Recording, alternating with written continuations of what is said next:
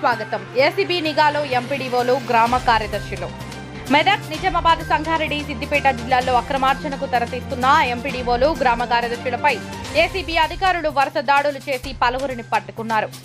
శుక్రవారం మెదక్ జిల్లా పెదశంకరంపేట ఎంపీడీఓ విఠల్ రెడ్డి లంచం తీసుకుంటుండగా ఏసీబీ అధికారులు రెడ్ హ్యాండెడ్ గా పట్టుకున్నారు.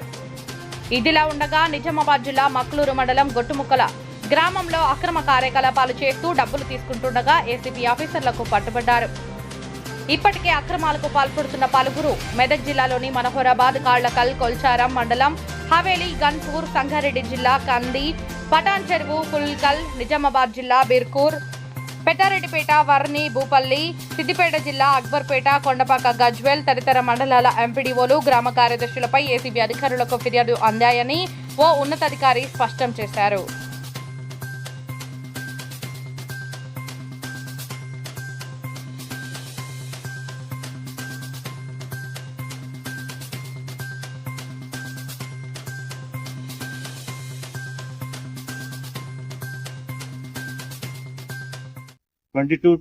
లో కంప్లీట్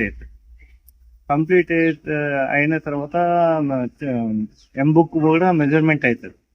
అయిన తర్వాత దానికి సంబంధించిన మొత్తం కాంట్రాక్ట్ వర్క్ ఈస్ 2,92,000. అతనికి రావాల్సిన అమౌంట్ 1,95,747 రూపీస్. దానికి ఎంపీఓ గారు చెక్ ఇష్యూ చేయాలి. చెక్ మెజర్మెంట్ అయిపోయింది కాబట్టి as per the procedure he has to give check about 1,95,000. దానికి చెక్ ఇష్యూ చేయడానికి ఫస్ట్ 20,000 డిమాండ్ చేస్తాడు. ఆ తర్వాత 15,000 డిమాండ్ చేస్తాడు. ఆ డిమాండ్ చేసిన తేదీ వచ్చి 25/5/2025. ఈరోజు డబ్బులు ఇచ్చిన తర్వాత మేము రిటర్న్ తదుపరి యాక్షన్ ఏమవుతుంది? అమౌంట్ 15,000 కోర్టులో ప్రొడ్యూస్ చేస్తాం. సార్ ఒకళ్ళ ఎవరు ఎంపీఓ గారు విఠల్ రెడ్డి.